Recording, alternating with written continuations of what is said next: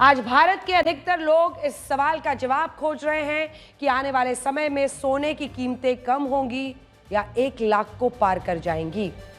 पिछले हफ्ते अमेरिका में फाइनेंशियल सेवाएं देने वाली कंपनी मॉर्निंग स्टार दावा किया था कि सोने के दाम तेजी से गिरेंगे और 10 ग्राम सोने की कीमतें 56,000 रुपए के स्तर तक आ जाएंगी। लेकिन अब सुनिए, जो लोग इस अनुमान को लेकर खुश थे, उन्हें अब थोड़ा परेशान होना पड़ सकता है, क्योंकि अमेरिका के इन्वेस्टमेंट बैंक गोल्डमैन सैक्स और यूनियन बैंक ऑफ स्विट्जरलैंड के नए अनुमान के मुताबिक, जी हाँ, ये कीमत जो आप देख रहे हैं उनका यही अनुमान है। उनके अनुमान के मुताबिक इस साल के अंत तक 10 ग्राम सोने की कीमत 1,25,000 रुपए के पार जा सकती है। गोल्डमैन सैक्स का अनुमान है कि दुनिया के सेंट्रल बैंक्स हर महीने औसतन 80 टन सोना खरीदेंगे, जो पहले उसका अनुमान 70 टन प्रति माह का था, जबकि 2022 में दुनिया के सेंट्रल बैंक्स औसतन हर महीने 17 टन सोना खरीद रहे थे। सोने की मांग बढ़ने के लिए मौजूदा वैश्विक हालात को जिम्मेदार माना जा रहा है। कई देशों के बीच तनाव है। अमेरिका के राष्ट्रपति डोनाल्ड ट्रंप द्वारा लगाए गए टैरिफ की वजह से लोग गोल्ड में निवेश कर रहे हैं। महंगाई या आर्थिक मंदी से बचने के लिए लोग सोने में इन्वेस्ट करना पसंद करते हैं, क्योंकि सोना किसी भी परिस्थिति में, और खास तौर पर भारत में किसी भी परिस्थिति में सबसे सुरक्षित निवेश माना जाता है।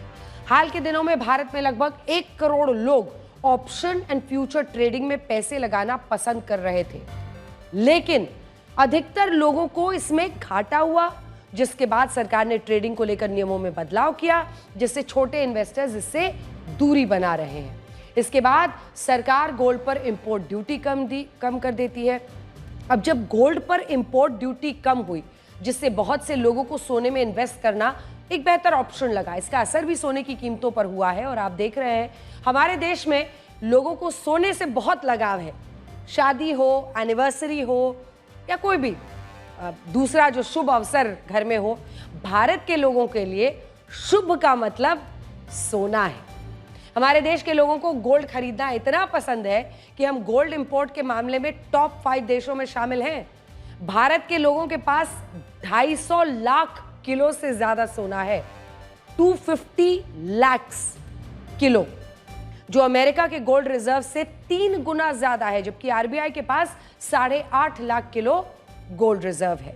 14 अप्रैल से भारत में शादियों का सीजन शुरू हो चुका है और भारत में हर साल सोने की कुल डिमांड में 50%, जी हाँ, 50% डिमांड शादियों की वजह से होती है। शादियों के दौरान भारत के लोग सोने की जबरदस्त खरीदारी करते हैं। आज दिल्ली में 10 ग्राम सोने की कीमतें लगभग 96,500 रुपए हो गई। 30 अप्रैल को भारत में अक्षय तृतीया का त्योहार है और इस दिन को सोने की खरीदारी के लिए बहुत शुभ माना जाता है।